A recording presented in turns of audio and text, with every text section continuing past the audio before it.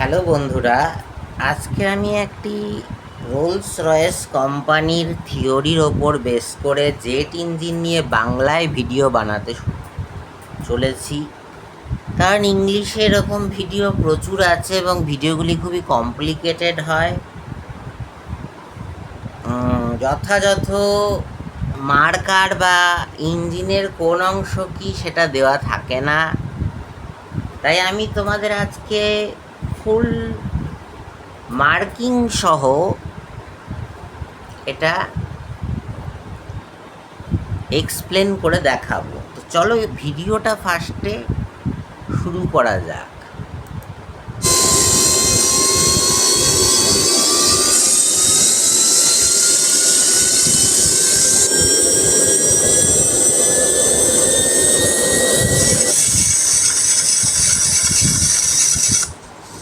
এখানে তোমরা ফার্স্টেই দেখতে পাচ্ছ এটি ইঞ্জিন ডাই থেকে কেনা হয়েছে। যদি চাও এটার লিঙ্ক আমি ডেসক্রিপশানে দিয়ে দেব। এই হলো এটার ম্যানুয়ালের বই, কিভাবে অ্যাসেম্বল করতে হবে। প্রথমেই বলে দিই, জেট ইঞ্জিনে ফ্রন্ট ফ্যান থাকে, লো প্রেশার কম্প্রেসার থাকে, হাই প্রেশার কম্প্রেসার থাকে, কম্বাস্টার থাকে, high pressure turbine, low pressure turbine, main shaft, accessory, gearbox, oil system, jet nozzle থাকে। প্রথমেই তোমরা যেটা দেখতে পাচ্ছ সেটা শ্যাফটটাকে মাউন্ট করা হচ্ছে এবং এগুলো ফ্রন্ট ফ্যানের ব্লেড, যেটা শ্যাফটটাকে মাউন্ট করার পর তার উপযুক্ত জায়গায় ইনস্টল করা হচ্ছে এবং সেটিকে স্ক্রু বা বোল্ট দিয়ে শক্তপোক্তভাবে ফিক্সড করা হচ্ছে। ফ্রন্ট ফ্যানের ওপর তোমরা সবাই জানো এরকম একটা মার্কার থাকে বার্ড স্ট্রাইক এড়াবার জন্য, চৌকোনো আকৃতির। এবং ধীরে ধীরে তোমরা প্রসেসটা বুঝতে পারবে হচ্ছেটা কি। এই যে জিনিসগুলো ইনসার্ট করা হচ্ছে এগুলো সমস্ত স্টেটর ব্লেড।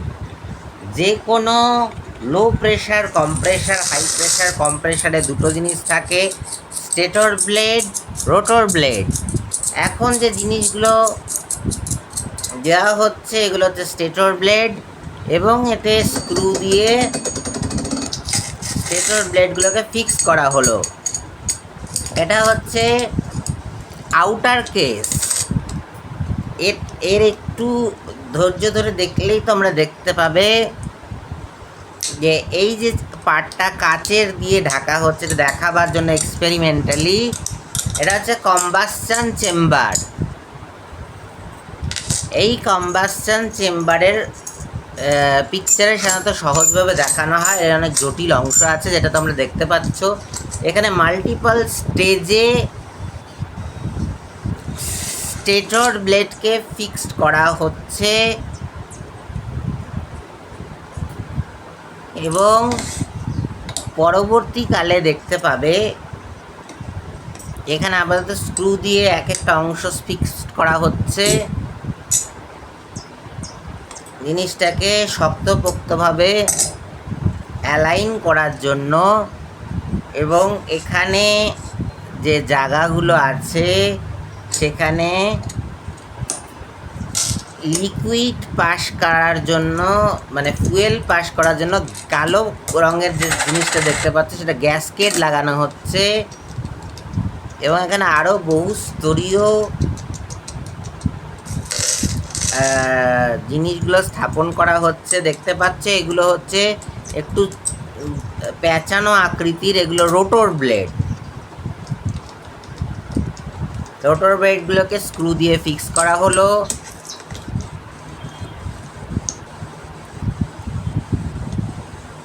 পরবর্তী ধাপ আমি ধীরে ধীরে বলছি। দেখতেই পাচ্ছ এগুলো একটু প্যাঁচানো আকৃতির আছে। এটা রোটর ব্লেড। রোটর এবং স্টেটরের মধ্যে দিয়ে গিয়ে এয়ারটা কম্প্রেসড হয়, অনেকগুলো ফেজের মধ্যে দিয়ে এয়ারটা রোটর এবং স্টেটরের মধ্যে দিয়ে পর্যায়ক্রমে পাস করে এবং এয়ারটা কম্প্রেস হয় যাতে সেটা কম্বাসশনের জন্য সহায়ক হতে পারে। এখানে কাঁচ দিয়ে বেসিক্যালি, আসল ইঞ্জিনে তো আর কাঁচ থাকে না, কাঁচ দিয়ে বেসিক্যালি এটা এক্সপেরিমেন্টাল ওয়েতে দেখানো হচ্ছে। তোমরা দেখতেই পাচ্ছ এটা সম্পূর্ণ কম্বাসশন চেম্বারের কাজ। এখানে একটি পর্যায়ক্রমে কতগুলো রোটর এবং স্টেটর ব্লেডের কম্বিনেশন রাখা হচ্ছে, যাতে এয়ারটা আরও বেশি ফ্রন্ট ফ্যান থেকে, ঘূর্ণন থেকে টানা এয়ারটা আরও বেশি কম্প্রেস হয়। পরিষ্কার দেখতেই পাচ্ছ এই স্থাপন করা হলো।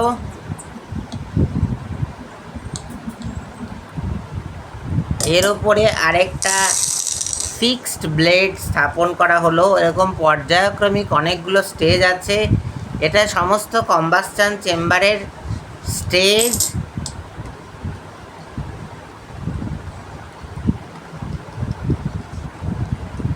এটা তোমরা কোথাও ডায়াগ্রামে পাবে না, এটা এই আমার দেখানো এই ভিডিওটার মধ্যেই পাবে। ভিডিওটা আমি কিছুটা এডিট করেছি, ভিডিওটাতে প্রপার কোনো মার্কিং বা এক্সপ্লেনেশন নেই, আমি সেটা দেওয়ার চেষ্টা করেছি মুখে মুখে বলার মাধ্যমে। এখানে যে পাইপগুলো তোমরা দেখতে পাচ্ছ, এগুলো মেনলি লিকুইড ফুয়েল পাস করার জন্য দেওয়া হয়েছে। এটা ফ্রন্ট ফ্যানের কেসিংটা লাগানো হচ্ছে, কিছুক্ষণের মধ্যেই দেখতে পাবে এখানে ফ্রন্ট ফ্যানটা সেট করা হবে, যার ভেতর ফ্রন্ট ফ্যানটা ঘুরবে। এবং এখানে এই সেকশানেই অক্সিলারি পাওয়ার ইউনিট বা এপিইউ এর জন্য একটি সিস্টেম স্থাপন করা হবে, কিছুক্ষণের মধ্যেই দেখতে পাবে। এখানে পর্যায়ক্রমে রোটর ব্লেড এবং স্টেটর ব্লেড ফ্রন্ট ফ্যানের পেছনে স্থাপন করা হলো।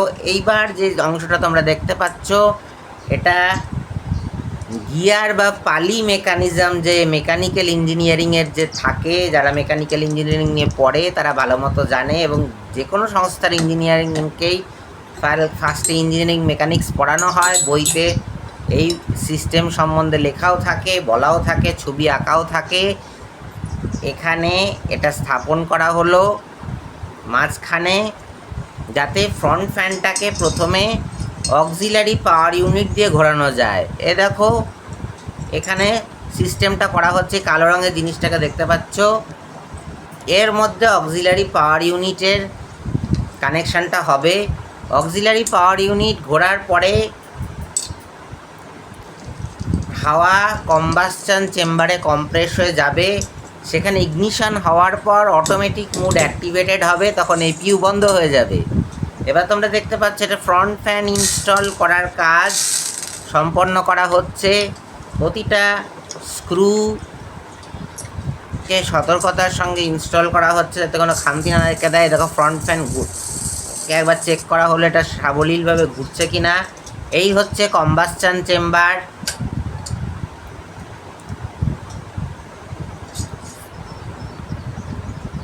এটিকেও শক্তপোক্ত করার কাজ চলছে। এই হচ্ছে কম্বাসশন চেম্বারের পেছনের দিক। এখানে রোটর ব্লেড স্থাপন করা হলো। এটি লো প্রেশার টারবাইনটাকে আনইনস্টল করা হচ্ছে। এটা বিশেষ কারণে, যেহেতু এটা অরিজিনাল ইঞ্জিন নয়, এজন্যে লো প্রেশার টারবাইনের মধ্যে একটি, আমার মনে হয় একটি কোকোকোলার বক্সের টিন থেকে কেটে লাগানো একটি রোটর ব্লেড এখানে স্থাপন করা হলো।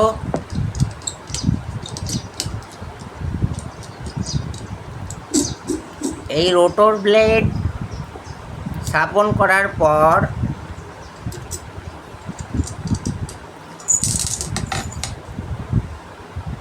এখানে দেখো এই যে খয়েরি রঙের পাইপটিকে দেখতে পাচ্ছ, এটি ফুয়েল ইনজেক্টর হিসেবে কাজ করবে এবং এখানে জায়গায় জায়গায় ছিদ্র করা হবে, যাতে ফুয়েলটা স্প্রে আকারে ইনজেক্ট হয়। এয়ারক্রাফট, যে কোনো ধরনের এয়ারক্রাফট প্রতি সেকেন্ডে 4 লিটার ফুয়েল খরচা করে। বুঝতেই পারছো, একটা ভারী টনের এয়ারক্রাফটকে অত পাওয়ারে উপরে ওড়ানোর জন্য প্রচুর ফুয়েলের প্রয়োজন হয় জেনারেলি। এই জন্যেই কিন্তু ফ্লাইট কস্টটা ট্রেন টিকিটের থেকে বেশি হয়। এ দেখো, এই মার্কার দিয়ে ছিদ্র করার, যেখানে স্প্রে আকারে ফুয়েলটা কম্বাসশন চেম্বারে প্রবেশ করবে, ইলেকট্রিক্যাল ড্রিলিং মেশিন দিয়ে ছিদ্র করা হলো এবং এটিকে সেট করা হলো। এটার উপরেও একটা স্তর লাগানো হবে যেখানে মাল্টিপল ছিদ্র করা আছে, ছিদ্রগুলো প্যারালালি অ্যালাইন করা হবে হলো এবং এটিকে ইঞ্জিনের বাইরের কেসিংয়ের সঙ্গে যুক্ত করানোর জন্য একটু মুড়ে দেওয়া হচ্ছে এবং দেখতেই পাচ্ছ দুটো ছিদ্র দিয়ে এটিকে বাইরের ব্যবস্থার সঙ্গে ইনস্টল করা হলো।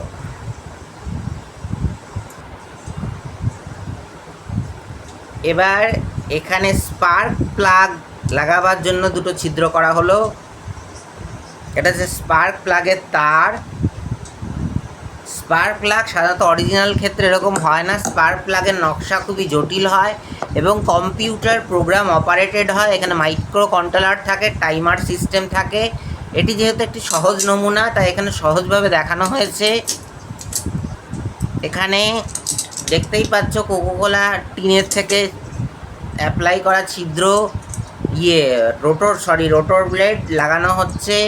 এখানে বিভিন্ন রকম বল বিয়ারিং, স্ক্রু, শ্যাফটের কানেকশন করা হচ্ছে। যা যা অ্যাসেম্বলিং অ্যাসেসরিজ আছে সেগুলোকে লাগানো হলো। এবার এটিকে একটি ফিক্সড ফ্রেমের ওপর ইনস্টল করা হলো যাতে থ্রাস্টের সময় ইঞ্জিনটি ধাক্কা খেয়ে বেসামাল না হয়ে পড়ে। এটিকে এই যে হচ্ছে স্পার্ক প্লাগ ইলেকট্রিক্যাল তারের সঙ্গে যুক্ত করা হলো। তোমরা জানো স্পার্ক প্লাগের নীতিটা কিছুটা বিজ্ঞানী নিকোলা টেসলার ওপর নির্ভর করে, অর্থাৎ ওয়্যারলেস কানেকশন ছাড়াই ইলেকট্রিক স্পার্কিং ফ্লো করে। এবার দেখতে পাচ্ছ কার্বিউরেটরের মাধ্যমে এখানে ফুয়েল ইঞ্জেকশনের ব্যবস্থা করা হলো। এবার এই ইলেকট্রিক্যাল মোটরটিকে তোমরা অক্সিলারি পাওয়ার ইউনিট বা এপিইউ হিসেবে ধরতে পারো, যেটি প্রথমে ফ্রন্ট ফ্যানকে ঘোরাবার কাজ করবে। এই হচ্ছে ফুয়েলের কার্বিউরেটরের ট্যাঙ্ক। এই অক্সিলারি পাওয়ার ইউনিট ঘোরাতে শুরু করলো ফ্রন্ট ফ্যান ঘুরতে শুরু করলো। এবার কার্বিউরেটর স্পার্ক প্লাগের সাথে ইঞ্জিনে স্পার্কিং করা হলো। ইঞ্জিন অটোমেটিক মোডে পৌঁছে গেছে। অটোমেটিক এটা স্টার্ট হওয়ার পর অক্সিলারি পাওয়ার ইউনিট বন্ধ হয়ে যায় যতক্ষণ প্লেন আকাশে ফ্লাই করতে থাকে। তোমরা জানো যে রোলস রয়েস কোম্পানি একমাত্র পৃথিবীতে প্যাসেঞ্জার এয়ারক্রাফট ইঞ্জিন তৈরি করে। সো এই হলো পুরো ইঞ্জিনের নকশা। আমি আরেকটা জিনিসও দেখিয়ে দিচ্ছি।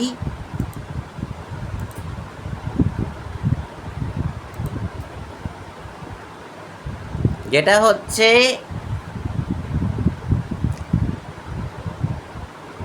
One minute.